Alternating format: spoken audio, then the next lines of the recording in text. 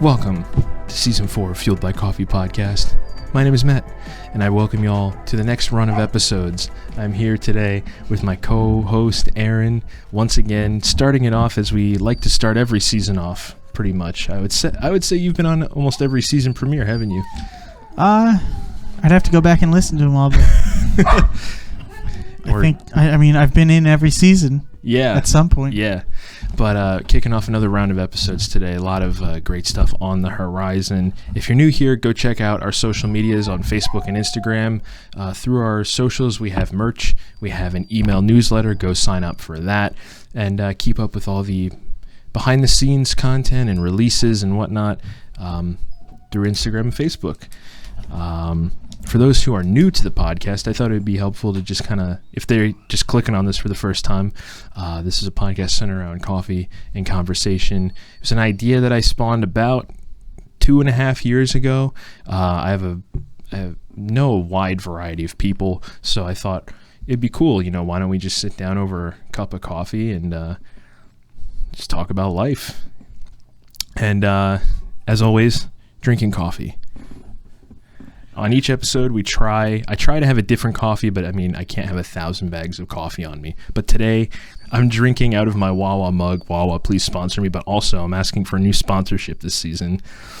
My thing lately has been the Peets coffee. For Secret Santa this past Christmas, my older sister, shout out to Amanda, got me the Peets Major Dickason blend. It's a dark roast, and one thing I'm trying to do this season is actually not review the coffee, but kind of give everyone an idea of what it tastes like, because I think it was Pete on one of the Blink episodes who said, can you describe it other than it's just good?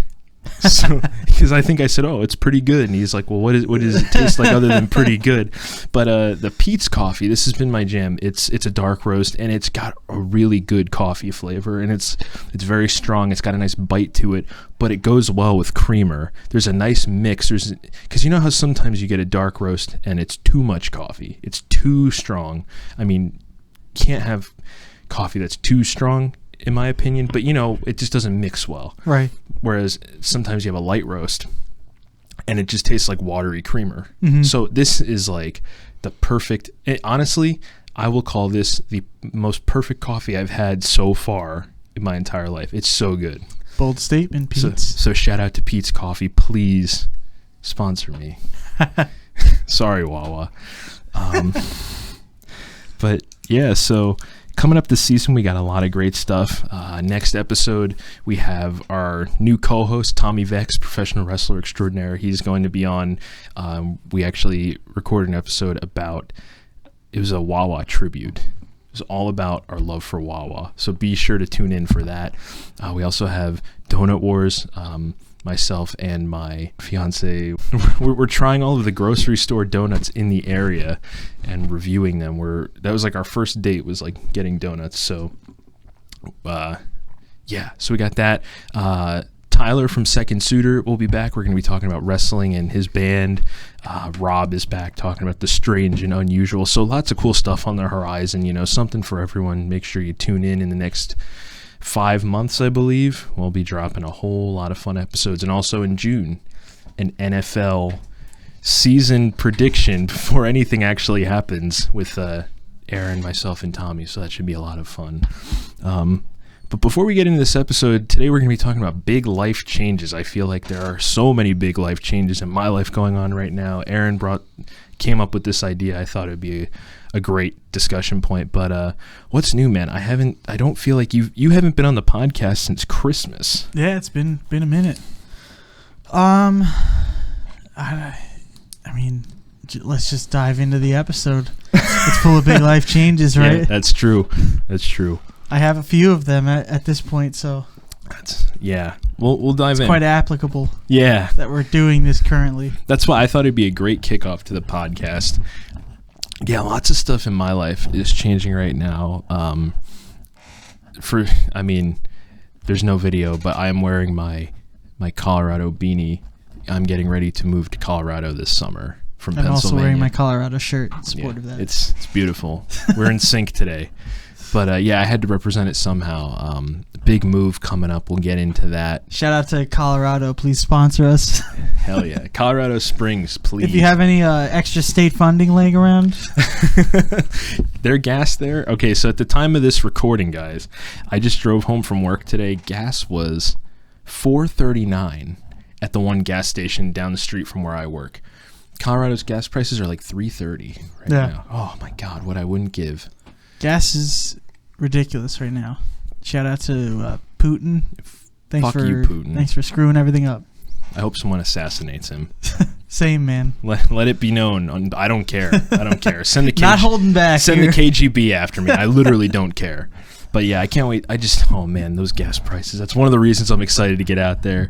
But yeah, so like I feel like for me, there's a whole handful of things that are going on right now, and they're generally changes that people go through. Most people will go through in their lives, but not all at once. Like I'm kind of hitting everything in like a 2-month span right now. Let's do it. So let's deep dive. Let's go deep dive right now. Moving out of state, because we're on subject of it. So you've moved out of state before. I am getting ready to move out of state and move away from home for like the first time in my entire life. So what was the experience like for you? What was the first time? When was the first time that you moved out of state?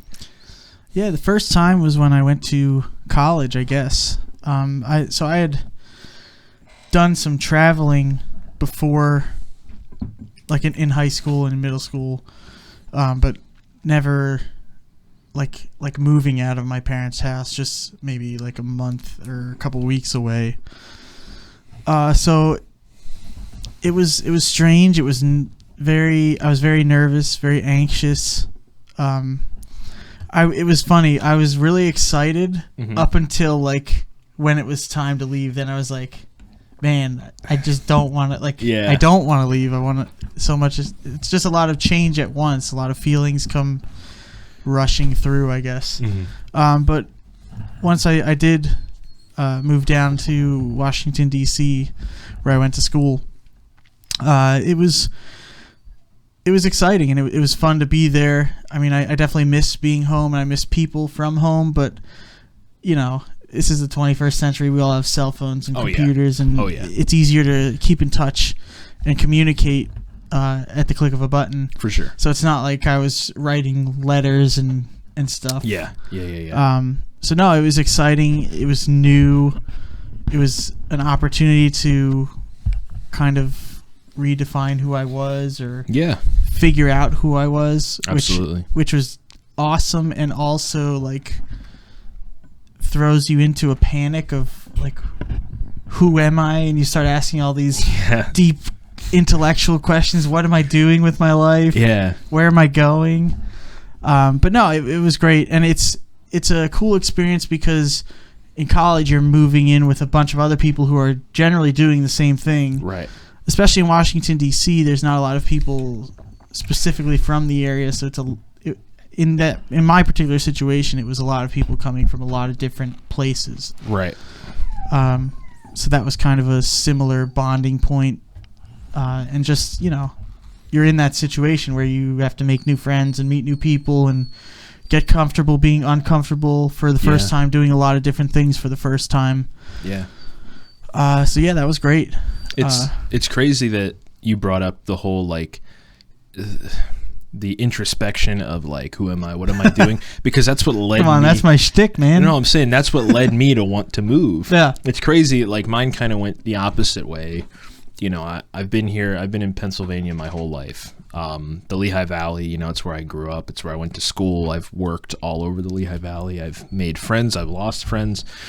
And I was kind of going through this period in 2021 where I was like, I just felt so stuck, like with work and my social life. And like, I have a phenomenal, like, romantic relationship. You know, we're getting married. And it's just like one of those things where like, all these things, you know, I was going through some mental challenges, and like with work and not having much of a social life, I was kind of like, man, what am I doing here? You know, and like with COVID going on, and, you know, I had traveled a lot before the pandemic, and I remember saying to Kayla, I was like, you know, now that things are starting to get better, they're starting to lift mandates. It's like, I want to go somewhere where like, because, you know, here on the East Coast, COVID is like, you know, that's where a lot of our restrictions have been. And like, it's really, you know, it hit hard and heavy. But I knew out West, you know, in like the Midwest and stuff, they weren't as restrictive about things. I said, I want to go somewhere where I can just forget about all this bullshit about work, about COVID. And I said, I'm either going to go to Texas or I'm going to go to Colorado just for like a vacation, like a trip. I said, I haven't traveled since before COVID. The last place I went was Philly around my birthday, like a month before it began. So, and I said, like, I understand you've never traveled before, but, you know, I would really like you to go with me, but that's up to you if you're comfortable, you know, whatever. So it was one of those things where like we had this talk, and then 2 nights later, I get this text from Kayla, and she was like, let's go to Colorado Springs. And I was like, oh, really? Because, you know, Kayla didn't travel much growing up. If you haven't heard the Mile High Fueled by Coffee episode, I highly recommend you go check out. It's the one that we did after we got back from Colorado, and we kind of touched on this. But she never traveled growing up. She has like 4 siblings, and you know, she lived in 2 households, so it was like they didn't have a lot of money to do things. So this was her first trip away from home that wasn't maybe like a beach trip, like for the day. Mm-hmm. And for her to just come out and be like, let's do it, let's go across the country, I was like, hell yeah, let's do it. Yeah. So we went, and it was, man, before we even went, my mind was set. It was my mind is set, there's going to be trouble. Shout out to the Wonder Years, please sponsor me. But no, it was just like, it was one of those things where I was like, I don't care how the trip goes, I'm moving west. I want to leave Pennsylvania. You know, like I needed a change of scenery. And I felt like it would be a good opportunity for me. David, who was on the podcast last season, lives in Salt Lake City, and he was the one too. On our episode, he said, like, you've never been west, like, come out, just do it. Yeah, it's awesome. And it's I can't even put into words like how different it is out there, just the vibe and everything. You've been out that way, right? Yep. With Mendoza, and you have family out there too, right? Yeah, my cousin lives out just outside of Denver. I don't know what exactly the town is called. Denver's cool. But yeah, I mean, later this season too, I want to give not a shout out, a spoiler, I guess. Aaron's next episode this season will actually be talking about traveling and the importance of traveling, so tune in for that later this season. But yeah, it was just one of those things. My mind was set, and I knew I wanted to do it, you know, and again, it's almost 2,000 miles from home, you know, it's not like but then that's, like you brought up another good point. We live in the digital age where you can call someone and get video and see them and talk to them for half an hour, whatever you. And now more than ever, I mean, when I went to school, granted it wasn't a long time ago, but it was 2010. So like, yeah, I just updated my phone yesterday, and I saw that you can FaceTime multiple people now and share screens with people if you're an iPhone user. That is. I don't know what the Android world is up to, but probably something similar. Yeah. But yeah, it's and I think that's one of the hardest things that we've kind of run into with this whole. I mean, it's a process for sure, like reaching out to apartments, letting them know what your situation is. Hey, we can put this much down. Hey, you know, like, you know, trying to convince people basically like we're responsible. We can, you know, we can do this because we're across the country.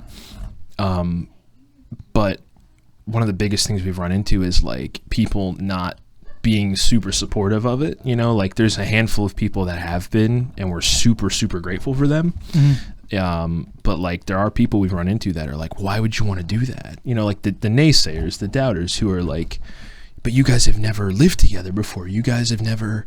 But the thing is like we know our relationship well enough, and we've extensively talked about these things, right? We wouldn't be doing these things if there was any uncertainty about our future together or about our feelings with, you know, each other and the future together. So it's just one of those things where like we know what we want, and we're confident enough in our relationship that we can make anything work. Yeah. You know, so it's like you got to kind of let those doubters just kind of in one ear out the other, you know.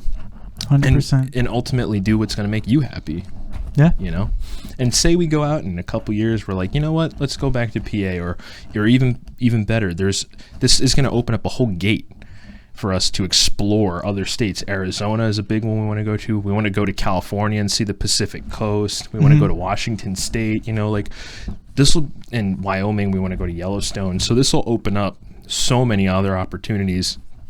And even like Texas. I would like to see Texas, So yeah, it's,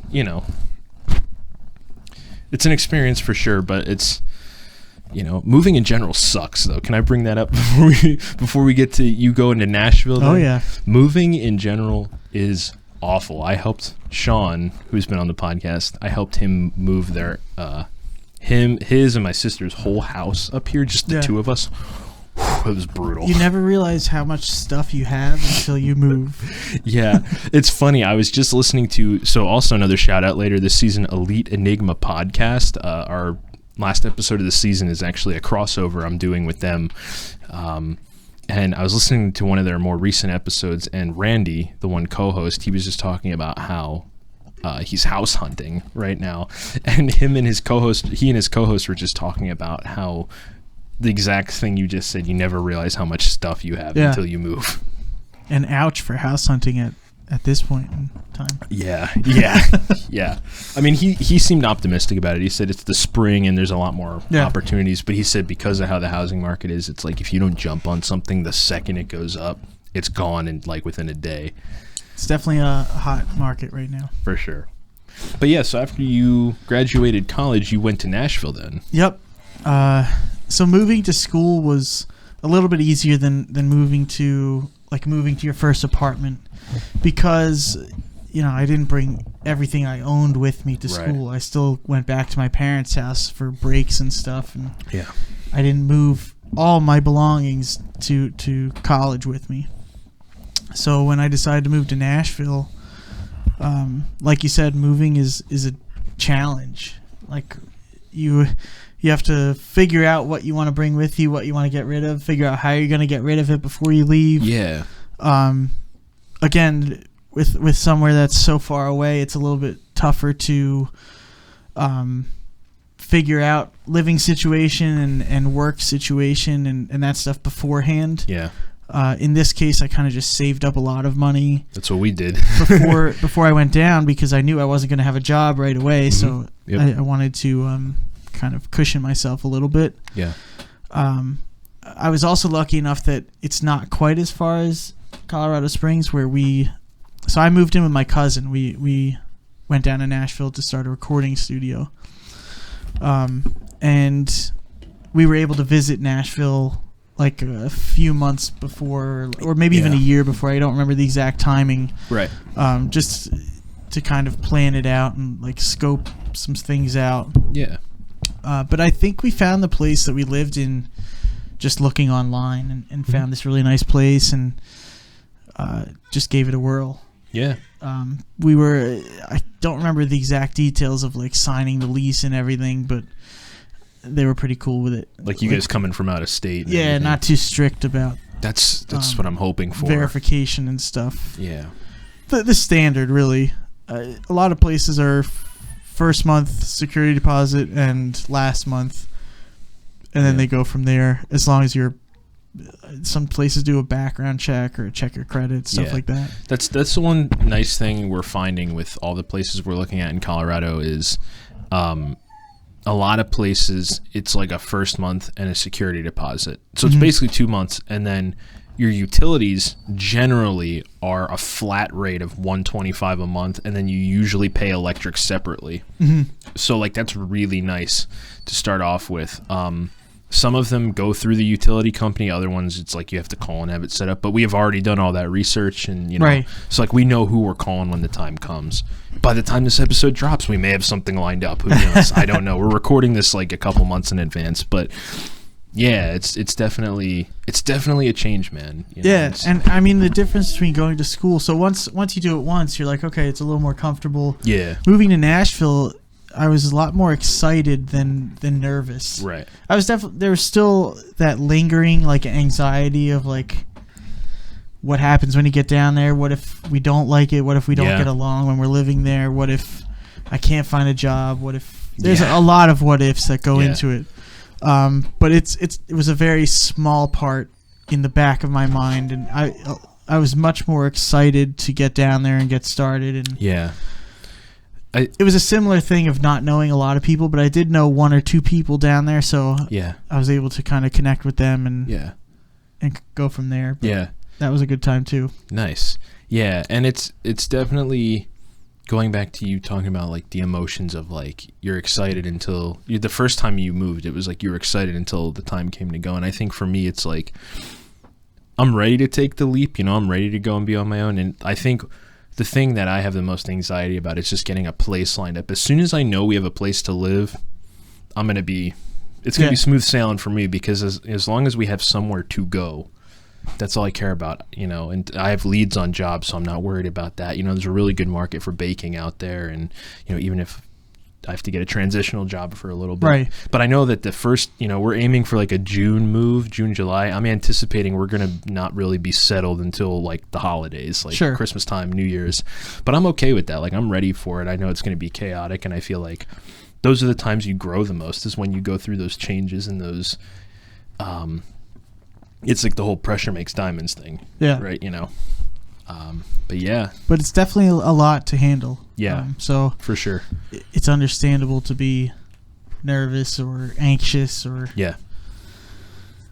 Yeah. It's a lot at once, It's going to be weird too, being away from my family for like the first time. But like, we live in an age where you can call anyone at any time, and I'm planning on keeping in touch with everyone. I hope no one thinks I'm just abandoning them. I feel like that was the thought initially, was everyone was kind of like, not everyone, but there were some people that were like, why? Like they took it personally that I made the decision. I'm like, guys, like this is my life. If I feel stuck, I gotta go live, you know?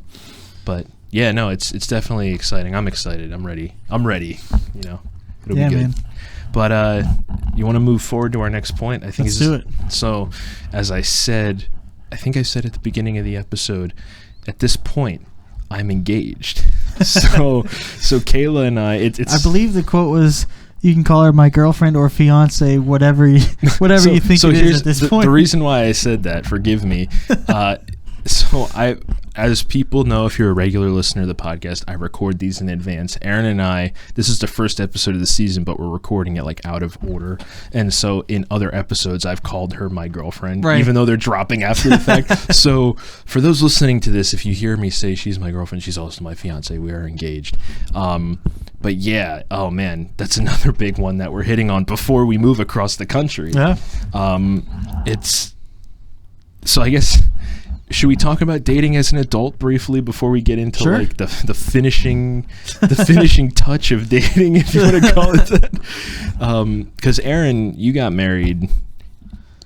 Was it 2020? So like almost 2 years ago. 2 years, and wow, what a shitty time to try and get married. What a shitty time to try and do anything.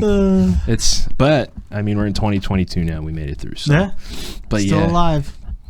So all you can ask for. But yeah, so I mean, like, so those who've been listening to the podcast, I've probably talked about, like, because I started it when I was single. Like, I wasn't seeing anyone regularly, and it was, dating as an adult. Oh my God, it was awful. It was so bad. I mean, I had a lot of fun. Don't get me wrong, I had a lot of fun. I learned a lot about myself, about what I wanted in a relationship, but like, man, there are some shitty people out there. Yeah. But I think it's funny because, getting to Kayla, I had gone on dates with a few different people. There were people I was like just texting, but like we'd make plans to meet up, and then it'd be like I'd cancel on them or they'd cancel on me, and like we'd regularly just like cancel on each other, but it was like mutual. Yeah.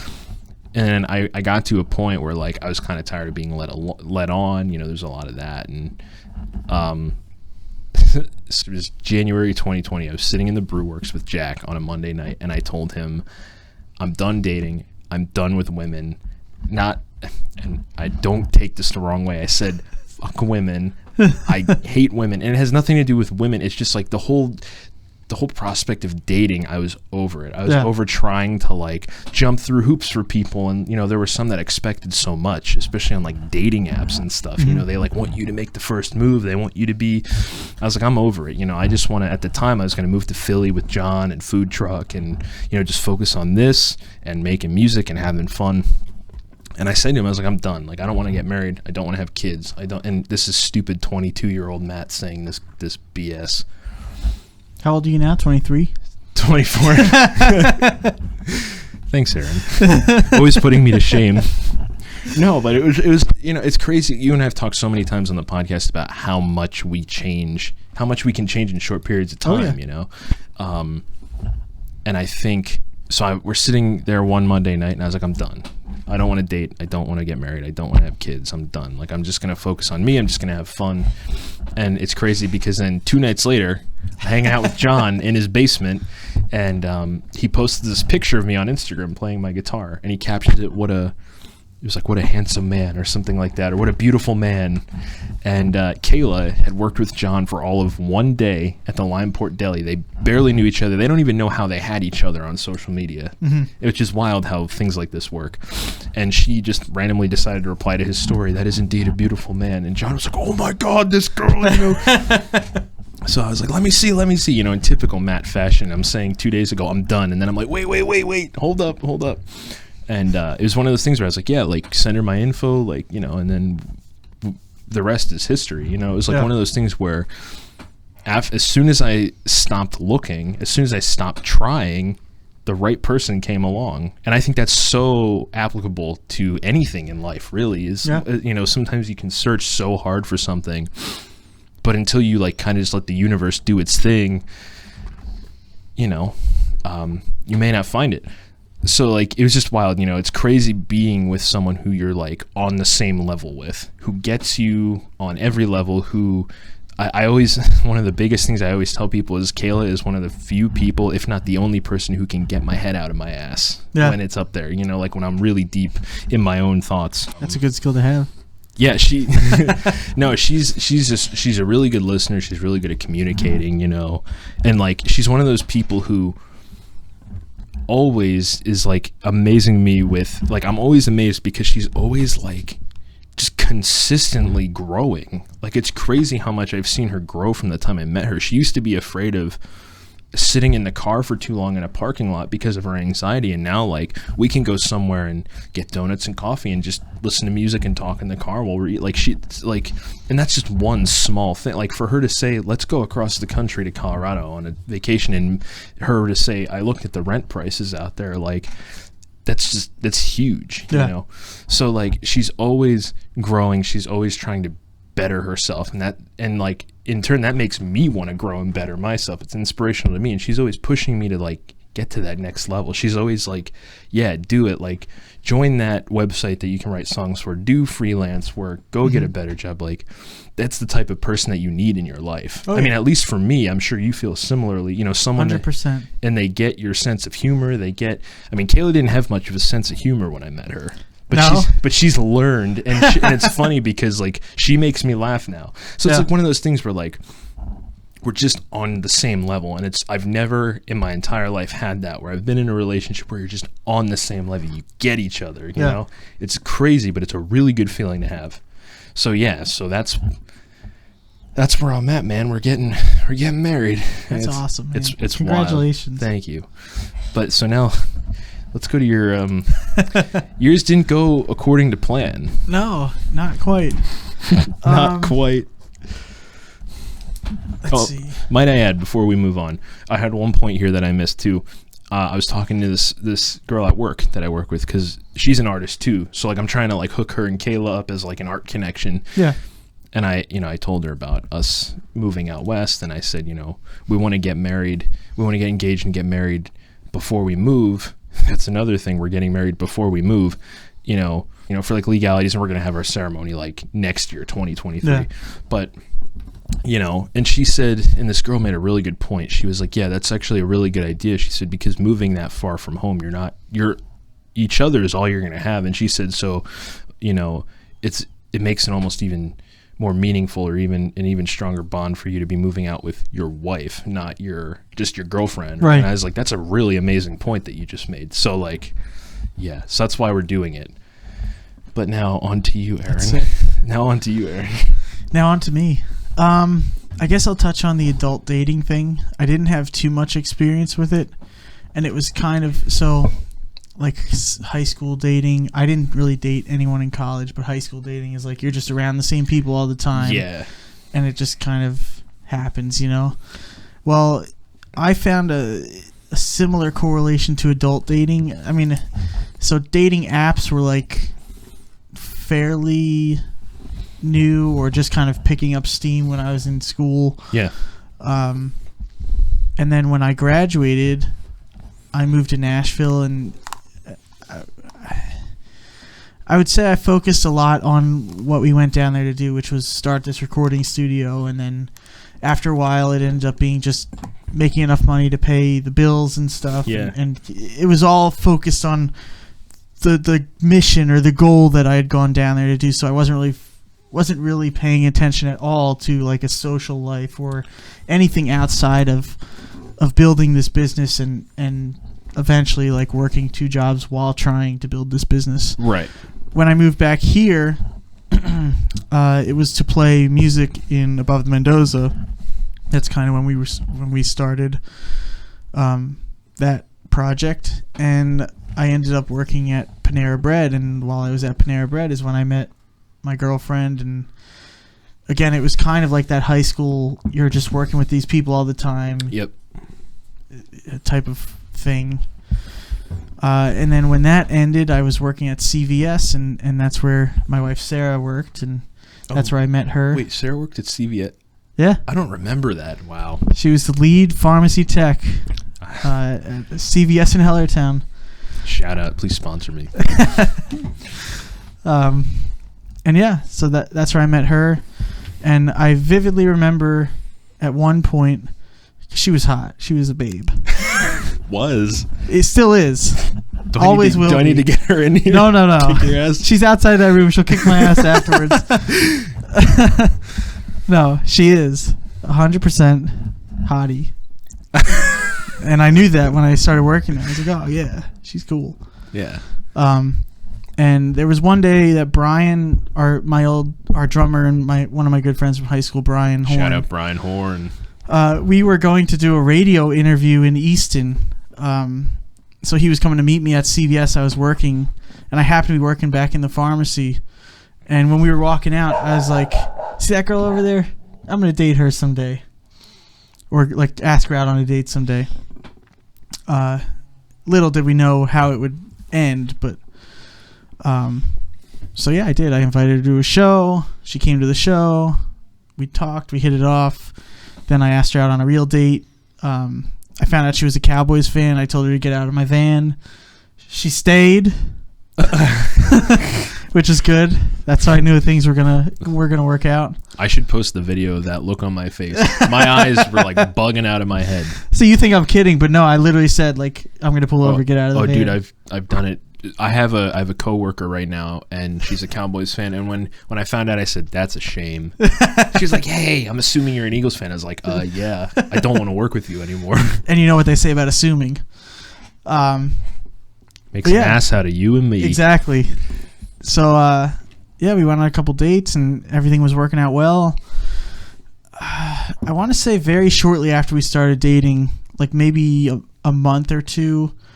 We went on a trip to Nashville together. Yeah. I don't remember what the reason was for. I think just to take a trip. Just to go, yeah. I remember that. Because I love Nashville when I lived there. It's a great city. Shout out to Nashville. Maybe they want to sponsor us. That'd be great. Booming economy. They're City growing. Of music. But pretty off topic. So yeah, we went on this trip. It was a really good bonding experience for us. We learned a lot about each other. We didn't necessarily live with each other, but you know that's your first experience, like 3 or 4 days together. Exactly. Yeah. Living in a hotel room together, you learn a lot about each other. That was a big thing too. Like when we got back and we were like, "Hey guys, we're moving," and there were people that were saying like, "We've never lived together. How are you gonna know?" Like one of the people kept saying to Kayla, like, "How are you gonna know what he's really like unless in the whole thing?" Like there was that thought at some points lingering in my mind. But the thing is like we spent a week in Colorado, and it was one of those things where yeah, like we have our things that we like to do, like routine wise and whatnot, like in the mornings and like getting ready for bed. But like there was never okay, what are we gonna do? Like people make it sound like it's this whole big like we need to like coordinate a schedule, and like maybe to some things to a certain extent, yeah. But like we just kind of like went about the day and like, oh, you want to do this now, you want to do that now, like we kind of just formulated things as we went. There was no issue with it, right? And that was like where I was like, okay, I could totally see us living together because we're both laid back enough, you know. Yeah. But those vacations that's a really good way, I think, if anyone's listening who's thinking about taking the relationship to the next level, go on a longer vacation together. You'll learn a lot, right? And like I said, that was very soon. That was literally like a month after we started dating. Yeah. And it's a pretty long trip. I mean, it's over 800 miles or something each way. So it's how many it's hours from here is that? It's 12 hours driving. Okay. It's far enough away that it's like, okay, she agreed to it, so she doesn't think I'm going to kill her or anything. You know, we just got along really well. We like the same kind of stuff. Yeah. She makes me laugh all the time, still does. That's great. She's the funniest person I've ever met. That's awesome. Like I said, she's a hottie. I'll never get tired of it. And yeah, so I kind of started staying at her place more as time went on. Yeah. And I knew she was going to be the one that I wanted. And we just like kind of discussed it, not necessarily jokingly, but in like a hypothetical way of like, oh, this would be the ring I would want if you wanted to get it for me. Yeah, yeah. And things just kind of progressed. We ended up going down to Nashville when I proposed to her, and that was awesome. Is this really like Nashville trip number 2? Yeah. Wow. So this was 2018. Okay. We went back down. Well, I knew that's where I wanted to do it because that was like our first big trip. Yeah. So I guess there you go. Nashville has found its own special place in my heart. There you go. For multiple different reasons, but that one probably the biggest. And that was a really good trip. She said yes, obviously. And then we got to the wedding planning, got down to the nitty gritty. In 2019, we spent a lot of time looking for venues and getting everything together, putting deposits down. Our big thing was trying to pay everybody up front or like pay as much as we could in full so to that minimize we didn't debt. have to worry about it as time got closer. Yep. And then the pandemic happened or started creeping up. So we were supposed to get married in May of 2020. And March of 2020 obviously was like when it first started becoming everything shut a really, down. really big thing Yep. in the States here. So we kind of not necessarily went into panic mode, but like everything was up in the air at that point because of restrictions and because the pandemic. No one really knew a lot about the pandemic. So at that point we had fully paid like a DJ, our officiant, I think our photographer. So then it was like scrambling to change those plans or get in touch with everyone, check with the venue what their policy was, reach out to everybody and say, hey, our plans are now up in the air. Are you guys able to adjust to a different day if we can move it? But we knew that day was when we wanted to have our wedding. It was just the day we wanted it to be.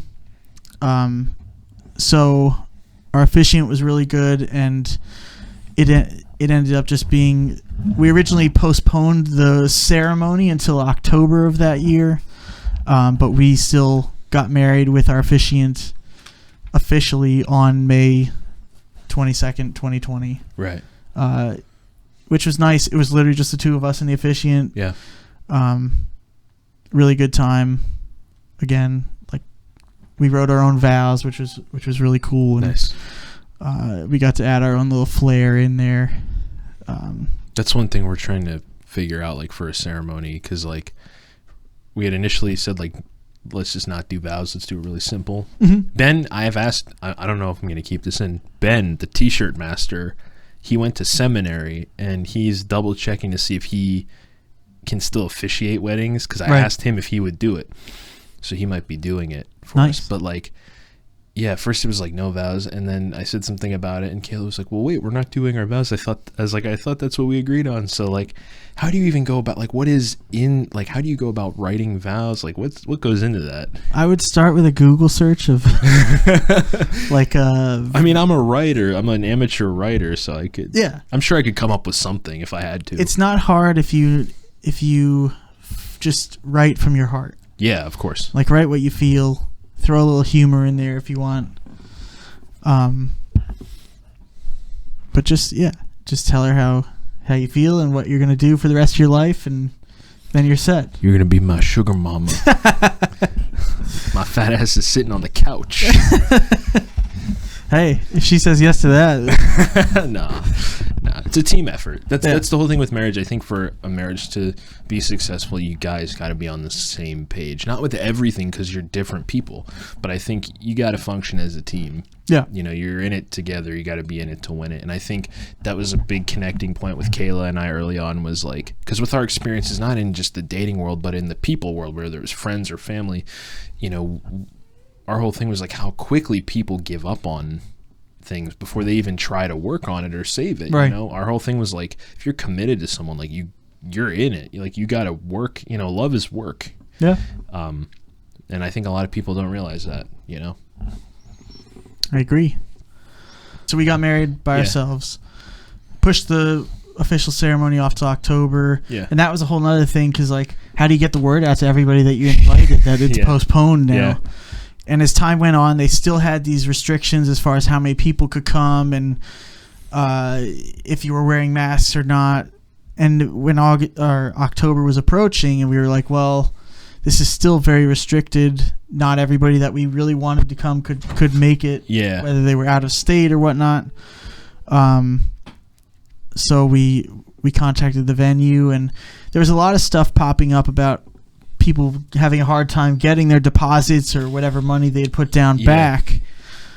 So I contacted our coordinator who worked at the venue and was setting everything up, and our venue was actually really, really good about it. It didn't take too much convincing. They kind of put up a little bit of a fight because they were like, well, let's postpone it another time. Mm-hmm.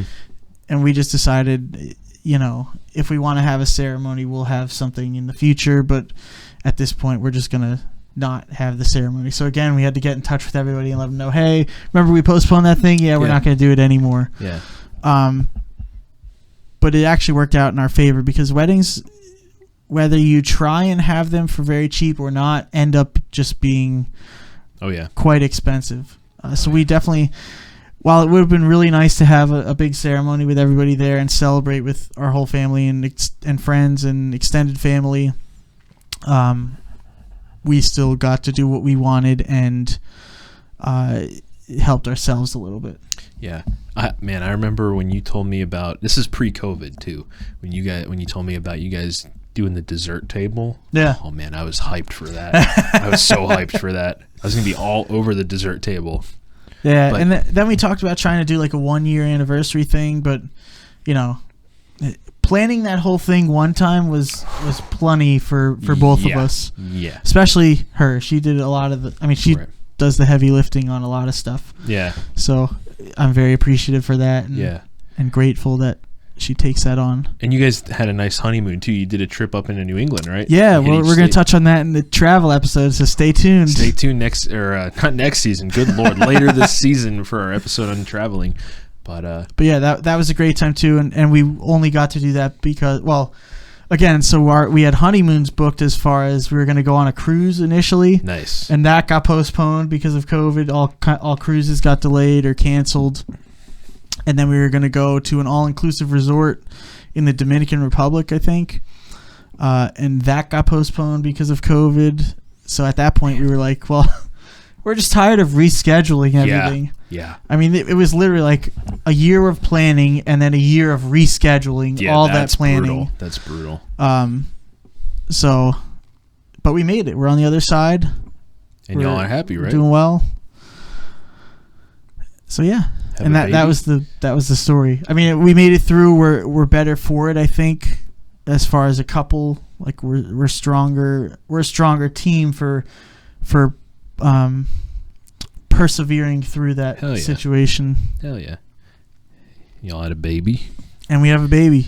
Another big life change. I'm not there yet. Not even on the list, but... Well, I'm sure once, years down the road, if the podcast is still a thing, we'll have an episode about children. Hey, we're going to talk about kids. Welcome to season 8 of Fueled by Coffee podcast. But yeah, that's for another one. Yeah, that's another big life change. That's awesome. Big life change is part 2. But yeah, so another big life change, something, again, I'm going to be going into with moving. One thing that Aaron and I talk about very regularly, whether we're hanging out or we're just on the podcast, is work. That's a big connector in like our relationship, friendship. Is like we're always like, you know, you just started a new job recently. You're about to You're about to start in transition currently. But you know, and like I've changed careers in the last 3 years. I've, you know, not jumped from job to job, but I've been going up the totem pole, right, of you know, through experience and like pay grade and stuff like that. But yeah, new jobs, that's another big life change that you and I have gone through many times throughout our friendship. So that's our I guess that'll be like our closing point today, is new jobs. And that always, not always, but for some, it begins with being unemployed. You and I have both had stints of unemployment, probably vastly different. Mine was, man, I mean, mine, I had fun when I was unemployed. That's the thing, because I was in between careers. I was in warehousing for 2.5 years, and, you know, go listen to the Men at Work episode. I'm plugging that one again. Yep. That's a great episode. But I basically switched careers. Warehousing wasn't fulfilling to me. I couldn't see myself doing it for the rest of my life. And, you know, it started really negatively affecting my mental health. So at the end of 2018, I quit my job. You know, right before Christmas, I spent the holidays and New Year's with my family and my friends. It actually worked out. John, who's been on the podcast before, shout out to John. He was unemployed at the same exact time I was.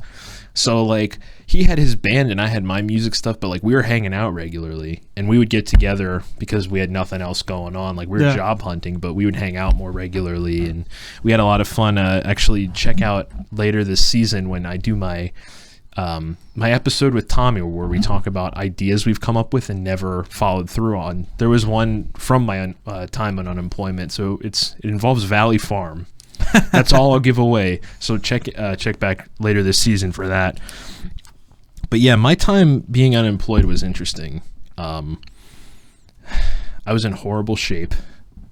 Like physically, I was eating like garbage. At that point in time, I was probably pushing like 215, 220, like weight-wise. Mm-hmm.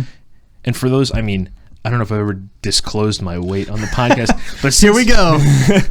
No, but...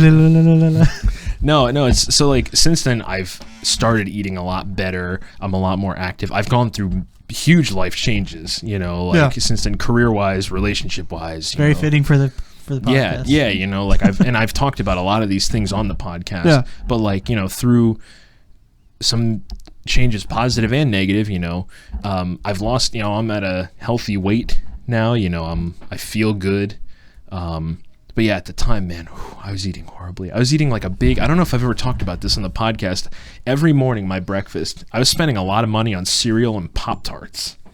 I would eat this like a big fat bowl of cereal with like peanut butter in the bottom of the bowl. I love peanut butter, but this is just... What kind of cereal was this? Okay, so I would mix 2 different kinds of cereal, and it would be like overflowing, you know, and I would have like a big cup of coffee with like creamer in it, and I would eat Pop-Tarts with it. And that was like, it was like over... You used the Pop-Tart as your spoon? No. Well, so it's funny, when I told Kayla about this, because for even like way before I met Kayla, I started eating better, you know? Yeah. And when I told her about this, she was like... She thought I put the Pop-Tarts in the cereal. And I was like, God, no, what the hell's wrong with you? Like an elf move, crumble them in over the cereal. But yeah, no, so like, I was just eating really poorly, like every morning. And even like once I got into my first baking job at Giant, shout out to Giant, Dirk, you're an asshole. Yeah, we're calling out my old manager. No, but I was just in really bad shape physically, really rough shape physically. It was one of those things too. I remember, you know, having this like hopefulness. I was like, oh, in the weeks that I'm off, you know, where I don't have to go to work, I'm gonna like get up and run every morning. And it's like January. Yeah, I think I did it one morning, and I got back. I ran like over a mile, which is incredible because I'm not a runner. I hate running, but I did it. And then I like couldn't feel my hands by the time I got home. I got up at like 6 a.m. and went running, and then for the rest of the day I was like, I'm not doing anything. That's enough for me. Yeah. But yeah, no, it's just like I did it one time, and then after that I was just like a slug. I was job hunting. I was applying places. I was hanging out with John. You know, we had some really good times. We were making music. I think that's when we started playing Madden together. So like, you know, we've talked about that on a podcast. We invented this game called Poof Ball. Nice. He had like a Nerf basketball in his basement, and he had boxes from like, you know, buying an amp or like he had like a garbage bin, and he had this like random empty cardboard box, and we invented this game called Poof Ball. It was kind of like basketball, but like you were shooting from a stationary spot, and it was like we had like you would start like close, and then you take like 2 steps back, and then you have to take, and like then it was like there was like a chair, you'd have to make the shot from the chair, then a shot behind the chair, then like the furthest away was like on the steps of the basement, and it was like across the room and like around the side, and it was like the further you got back, the more points that you would get, you know, and it was like once you hit a certain amount of points you would win. So like, you know, I had fun. Yeah. There were some things at that point in my life that weren't good that I've touched on. I'm not going to get into it. I'm tired of talking about it. But yeah, it was an interesting time, and you know, I felt like there was no like weight on my shoulders, if that makes sense, to like I was like, I got to get a job, I got to make money, but I had a cushion financially, so I wasn't like running out of money or anything. But there was just no weight of like, I got to be an all-star every day, I got to hit my pick rate every day, you know. There was no like pressure. It was just like I mean, simultaneously there was pressure of like, I'm starting a new career, how am I going to do this? Right. Who's going to hire me? Who's going to take the chance on me? But aside from that, it was nice like waking up every morning and just like, what does today have in store? You know, there was like that sense of possibility, that sense of opportunity. But, you know, and I stayed busy. Like I said, I hung out with John, made some music. Yeah, it was an interesting time.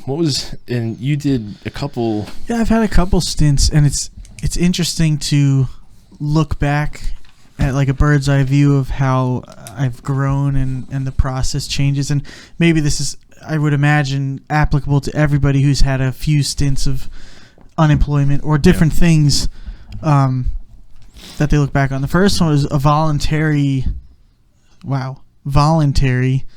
A voluntary unemployment. So it was when I moved down to Nashville, actually. I graduated college, got a job in the area working for like a production company, doing stuff as far as like running concerts over at Arts Quest, if anybody is local. And I worked there for 3 months, essentially, like a summer job almost. And then I was like, okay, I'm moving to Nashville. Yeah. And I had saved up a little bit of a cushion, like I said. So the plan was when we would go down there, we would focus on just starting this business from the ground up. Right. Well, we got there and we did, but we also had some fun, and you know, it didn't take 2 months is not enough time to really get a business off the ground, especially in this such a saturated market that we were kind of entering. Yeah. So we both found that we had to get jobs on the side to start paying the bills. My cushion kind of was dwindling quicker than I would have liked. Yeah. So, you know, if you're not looking for a career, you can get a job doing pretty much anything. Oh, yeah. Enter Panera Bread. So I got a job at Panera Bread. It didn't take a lot of like searching around, very entry level position type of thing. Right. And maybe 1 or 2 months into that, I also had an opportunity to work like part-time for a university down there, Lipscomb University. Word. Doing audio-visual stuff there, which is kind of what I was doing before I left to move down there. So that was awesome. Little more applicable, but that was a grind then. Then I was doing 2 jobs and trying to build a business at the same time. Yeah. Just a lot of go. But, you know, I wasn't really tied down to anything, so it was not any issue. It was just like that's normal life. I'm going to wake up at 5 a.m., I'm going to go to bed at midnight and do the same thing the next day. Yep. Then I moved back here, and I picked up employment pretty quickly because I just kind of started in retail. I was coming back. My main focus was to play in this band and grow this band. So the job was more, I need something flexible. I need something that I can kind of take time off when I need to, Yep. or like work my schedule around the band plans, so that it wasn't really focused on the work. So I got a job quickly. Like I came back and worked for the same company, Panera Bread, within 2 weeks of moving back, and working retail jobs for a little while. And then when things with the band started to fizzle out, or like slow down, I would say, because we were still playing consistently, I got a job at Liberty Mutual Insurance, which was my first like experience in the corporate world. And that was cool. You know, did that for a while. I ended up on a team that was kind of an experimental team that they created.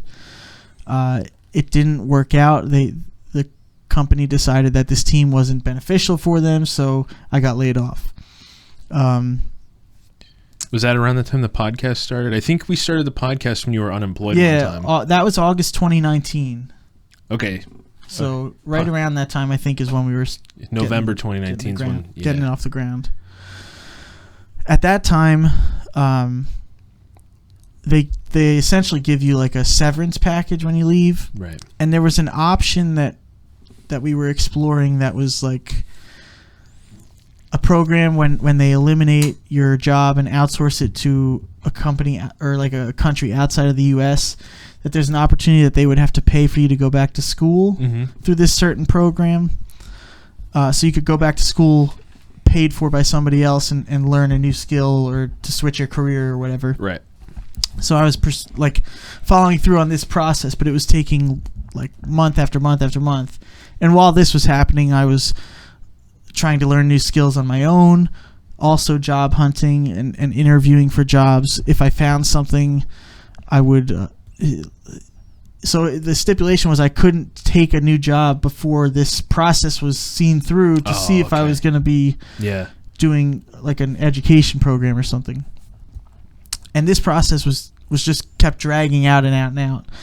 And finally, I got a job I interviewed for a job that I was kind of interested in getting into the industry. It was computer repairs, hardware and software. And at that point, they really still hadn't made a final decision on the program. And I was like, well, I can't wait around. This is December of 2019. So we go from August, September, October, November, December, almost 5 full months of like seeing this process through. My severance had ended. I think they gave us 3 months of severance, which was very generous. But you know, at that point, it's like I can't just keep waiting to see when this thing's gonna get approved or if it will get approved. So I took the job, essentially. Long story long, and I worked there. But I happened to interview with another company right before I started with that job, and that's the company that I currently worked for. Didn't you start like right before everything shut down for COVID, and then you were I happened to get a job with this other company like right at the beginning of March of 2020. So I started on March 9th. I worked there for literally 2 weeks, and then the country shut down. And this was like a family-owned business, so they had their like seniority, and I think like 3 or 4 of us had just started in this 2-week period, so they had to lay us off for the 2 weeks. And that one was different because it was just like, well, I just literally took a chance on this job, and it was circumstances way out of anyone's control. And then it was like, well, what am I going to do now? Because like there's a pandemic going on. Jobs are not necessarily hiring. They're kind of not hiring right now. They don't know what's going to happen. So I started a fairly intense job search where I was interviewing, and I got the same answer from a couple different companies. Like, we're on a hiring freeze right now. We'll let you know when we're hiring. Essentially, I wasn't out for too long, but I got lucky, and this company had emailed me maybe 2 months after they laid me off and said, hey, we're able to start bringing people back to the office. Would you like to come work for us again? So I got really lucky in that aspect. Yeah, that's awesome. And now, going along with big life changes, there's some personal things going on where I was looking for a little more flexibility in my schedule, and I couldn't really do what I was doing in my current position and be flexible at the same time. Right. So I was lucky enough to have a friend who worked at this company and said, hey, I work pretty flexible hours. We're a hybrid schedule where you work from home a couple days. So I kind of pursued that opportunity, and in the next 2 weeks, I'll be switching jobs to a new company now. Nice. That's awesome. Yeah, being unemployed is definitely, it's an experience, and it's different for everyone. But to tie that all together, it was like the first time was excited, not really worried about a job. The second time was like not even thinking about a job. It was just I picked up any job that I could get. The third time was special in the case that you had to see things through, and you see how bureaucracy kind of gets in the way of different things. And the fourth time was like scrambling, essentially, like, oh my God, all this is happening at once. Yeah. What's going on with my life? What am I going to do? Yeah. But no, I got a good experience out of all of them. And it's funny, this is going to tie into the next point we want to touch on, which is like the fear of interviewing, being the new person at a job.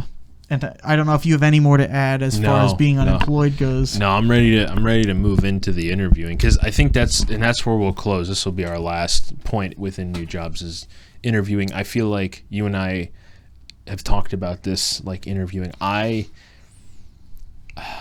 don't know how exactly to explain it, but like my whole thing with getting a new job, there are times like I've been stuck in some really shitty jobs. I mean, it's retail. Like I'm a baker, but I bake in retail. And I think it's really shitty when you feel so stuck, or you feel like you're in this negative bubble and you're like, there's something better out there. But I always have this fear, and I was trying to think of like, where do my fears come from with either getting a new job or the interviewing? Because like I have this thing where I think like if I apply, the phone call is going to come through in the next like 10, 15 minutes, when in reality, places may not call you until a couple of days later. They may not call you at all. But I think for me, looking at, really thinking about it, because going to interviews, I will get all clammy. I'll get this like intense like anxiety, like an upset stomach, and like shaky. Like I get like, oh my God, like I can't do this, And it's crazy. And I think a big part of it is like I'm afraid to fail. I'm afraid of like that imposter syndrome where, you may sell yourself, but then you're like, oh my God, what if I don't live up to my expectations that I set?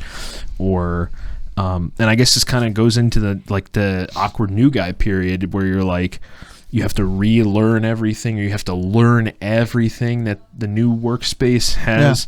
You almost have to relearn how to work in general, how to exist in a way, because you don't know anyone. No one really knows you yet. They don't know what your work ethic is. You don't know the politics of the workplace. You don't know where anything is. Like for me, being in a bakery, I'm like, I remember when I got my job at Wegmans, I was like, I didn't know where like the stainless steel mixing bowls were for the first like 2 months of my job. And I was like, anytime I needed a bowl, I was like looking for anything but a bowl, because I didn't, it's like stuff like that.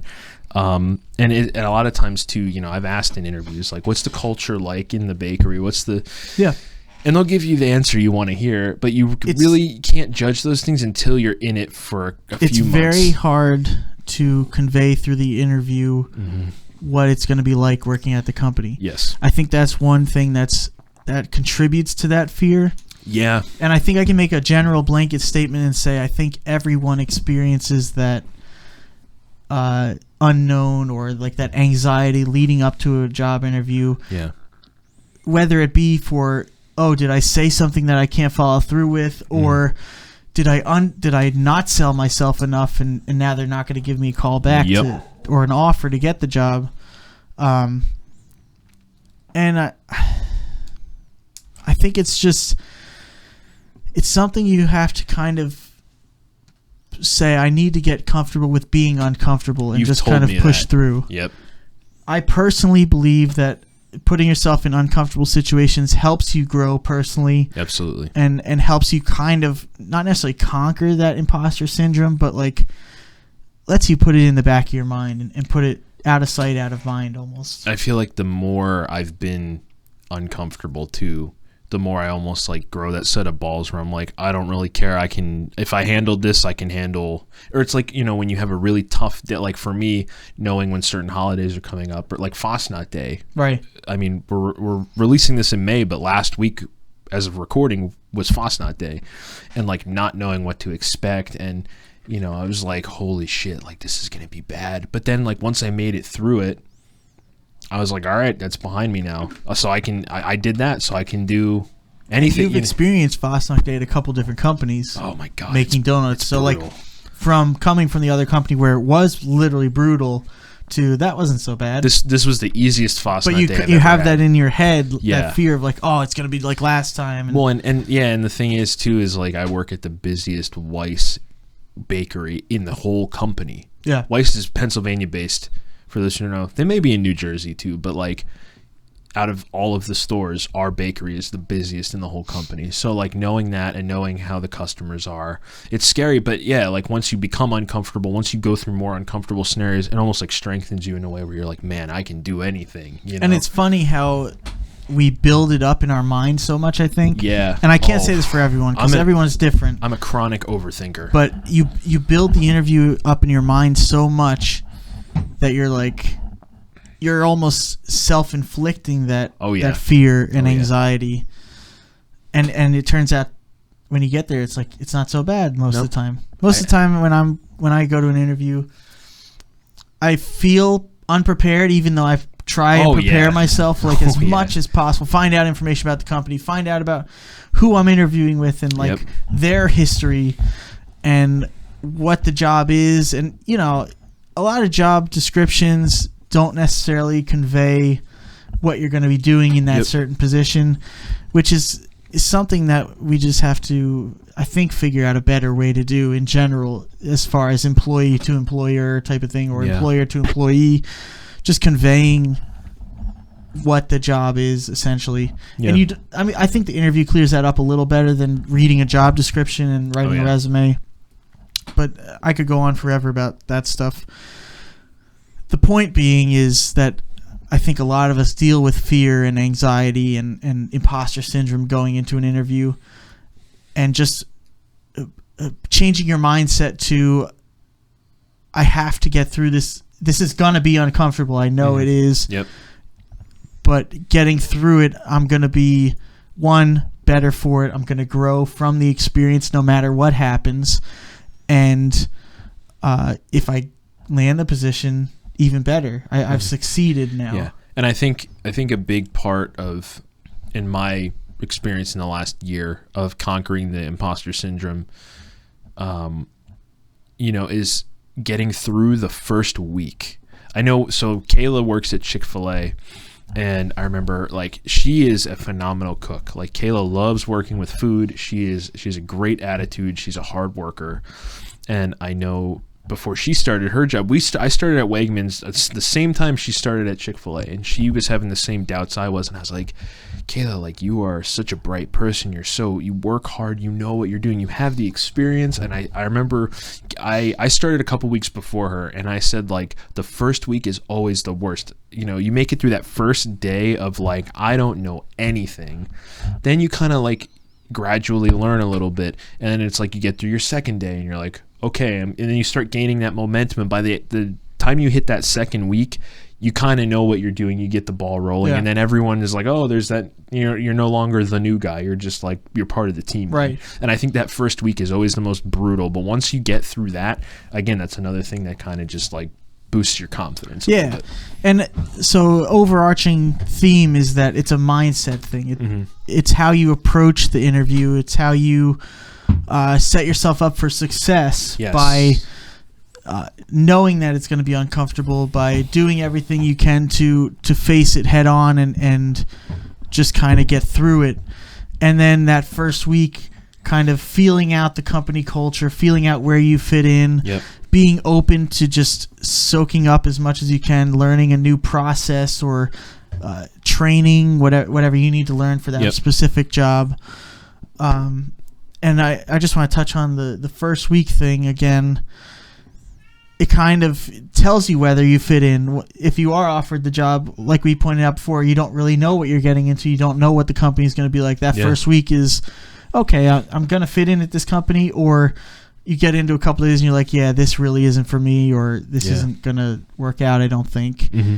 And then you either push through, like you were saying before, push through to where you find that level of comfort and success, or you have another uncomfortable conversation where you leave that job and go through the whole process again. Yeah. It's definitely a big life change. Yeah. But I think if you don't have any other points you want to wrap on. Yeah, let's wrap it up, man. All right. So this was definitely a great episode. Maybe, hopefully, if you're listening, you learned something, or maybe you found out something new about yourself, or maybe you... Or if you want to chat and debate more, give us a DM or leave comment. a comment, DM, follow us on social media at Fueled by Coffee Pod. Check us out on Facebook and Instagram. Through there, you can buy merch. You can also sign up for our new email newsletter, where you can see behind-the-scenes content, get exclusive merch, and just keep up with what's going on in the pod. I think I mentioned earlier that I could talk for hours about any of these subjects that we covered in this episode, so... I love to debate about it with people. Absolutely. So send DMs, leave some comments. We love talking to our listeners, and we really appreciate it. If you made this far, give us a like, follow us here on SoundCloud, and check back in 2 weeks. We have the Wawa Tribute with our new co-host, Tommy Vex. We'll see you on the next one. Wawa, please sponsor us. Wawa, please sponsor us, and drink it while it's hot. Drink it while it's hot. That needs to be on a shirt.